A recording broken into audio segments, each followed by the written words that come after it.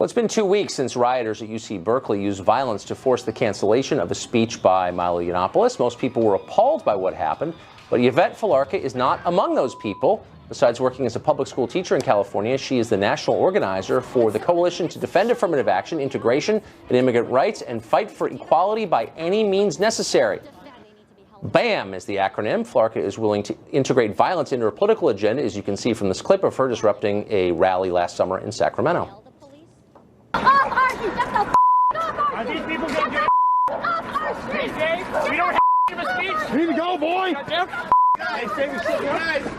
Come here now. Off our street. Get the off our street. Sir, please. I'm just here to protest. Please. Stand down. Get out. Get back. Felarca helped organize the Berkeley protest, and she says activists ought to copy its tactics for other speakers and events around the country. Yvette Felarca is with us now. Yvette, thanks a lot for joining us. So you did a bunch of interviews after, and you were asked about this, and you were, to your credit, I think, very straightforward about it and unapologetic. And you said, yeah, this guy was a fascist, Milo's a fascist, and we shut him down. You didn't pretend otherwise. We shut him down, and that's what you do with fascists. I think I'm characterizing what you said correctly.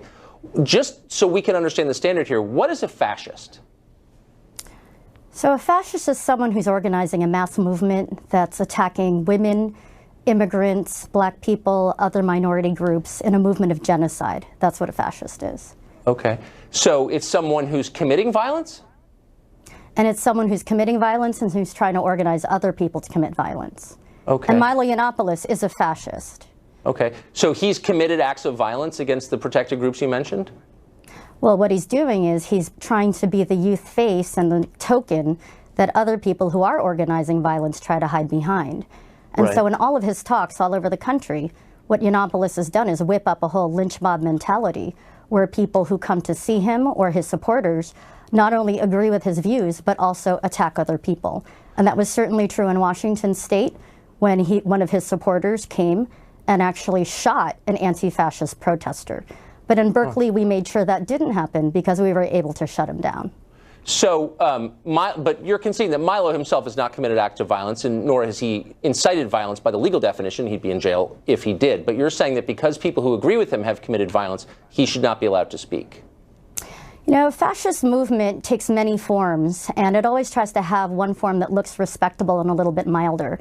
But Yiannopoulos isn't just a stand-up comedian, and he isn't someone who just has ideas and posts them up on YouTube.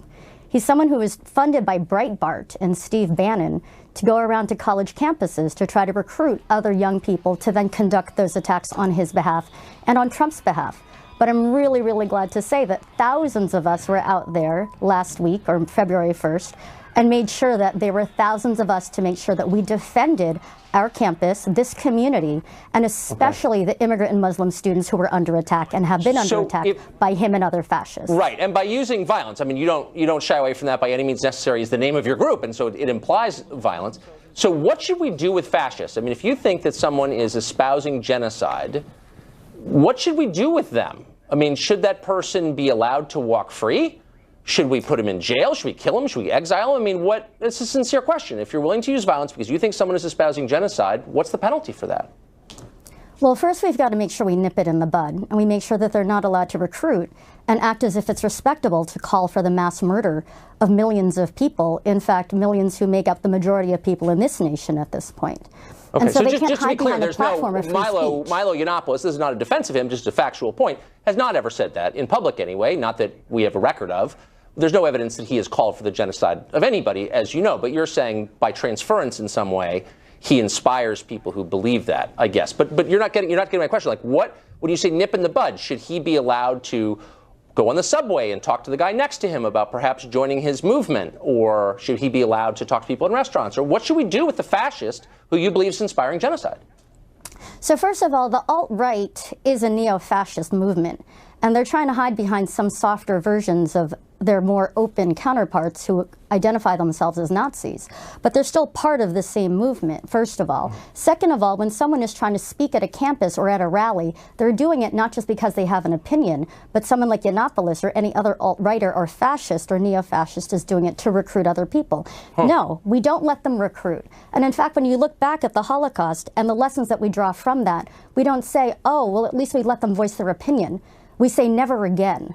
Okay, well, but, again is when, now, when especially we say that, after Trump. We elevate people like Dietrich Bonhoeffer or members of the plot against the leader of Nazi Germany to kill him. So, I mean, that was the response, of course, to the leader of that fascist movement. Most people think it was legitimate. Do you think, you're not answering my question, that people like Milo, who you've decided are fascists, should be allowed to speak in public? You said they weren't allowed to speak at Berkeley. He should not be allowed to speak speak in public to spread his racist and misogynistic and homophobic lies. No, he does not have the right to do that. What about when he's using his speech to whip up attacks on people? No, he doesn't have the right to do that. So and to spread lies about our humanity? No, he doesn't. Okay, so you're not allowed to say things that you think are untrue. Well, I mean, of course, in the case of Berkeley, no, that's not what I said. Okay. I didn't say you're not allowed to say things that are untrue. But if you're trying to spread racism and hostility, misogyny, rape, whip up people to lynch people, or to certainly have that mentality to rape people or to lynch them, absolutely not. And any decent human being, whether it was in a classroom or at a restaurant, if they heard someone doing that, would turn around and tell them, you need to stop talking. You are not welcome here. This is not a safe environment. You need to go. Well, that's what we did at UC Berkeley, and that was a good thing. Hit them or set fires. So you're a middle school teacher, which may surprise some of our students, or rather some of our viewers, that you have students. The First Amendment was always kind of the cornerstone of American civic life, the idea that you have the right to say something that other people may vehemently disagree with, but you have that right. It's enshrined in the Bill of Rights. Do you teach that to your students? The First Amendment is about free speech, but that's not an abstraction. And if there was someone in my classroom who was espousing rape or genocide or attacks on Muslims, I would certainly make sure that I stood up for the rest of my students and told them they need to stop. And if they refused to, they would need to leave. Would you hit them? In fact, fascism isn't just about abstract. No, I'm not finished though yet. And I'm not finished yet. If there is a fascist in any situation that I was in, I would call for other people to take action too, but it's not just about the immediate moment. Right. It's also within the context of building a movement. But I don't want this to be abstract. There is a movement against Donald Trump You're getting abstract. and against fascism. I want to bring this back to the concrete, as you said, and rightly so. So if there was a student in your class who started espousing what you believe is fascism, and you said you need to leave, you need to be quiet, you need to leave, and he didn't leave, would you hit him as you hit that protester? Would you beat him up?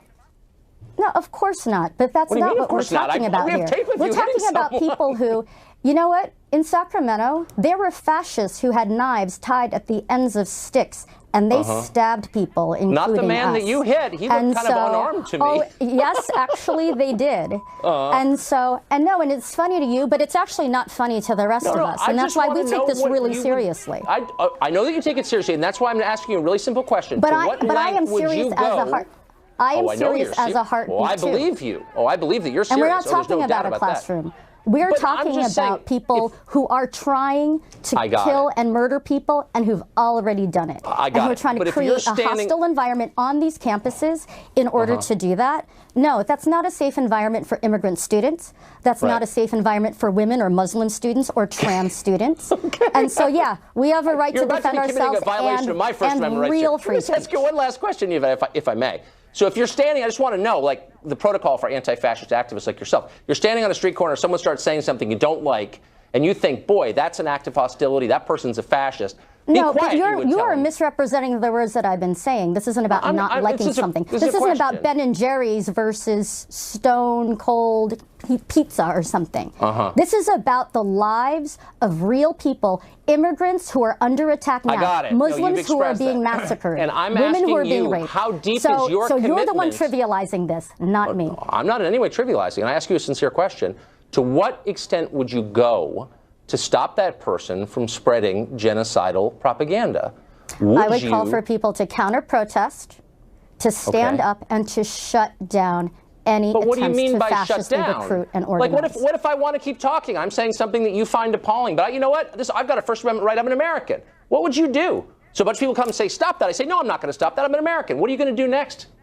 You I'm know, just the First asking. Amendment, you know, you want to talk about the First Amendment? Coretta Okay. Scott King's letter wasn't allowed to be read on the floor of the Senate last week under the Constitution in the Well, that's Senate. not exactly And what yet- happened. And yet, at As a the same teacher, time, you you're might the wanna one kinda then keep up who's the little- actually okay. trying to defend someone like a fascist speaking and Okay. recruiting at a college campus. All right, Yvette, I'm we're out proud of to say time. that we all I don't stood want up to and we abridge your shut him down. speech rights. All right, thanks for coming on and showing us what you believe. Up next.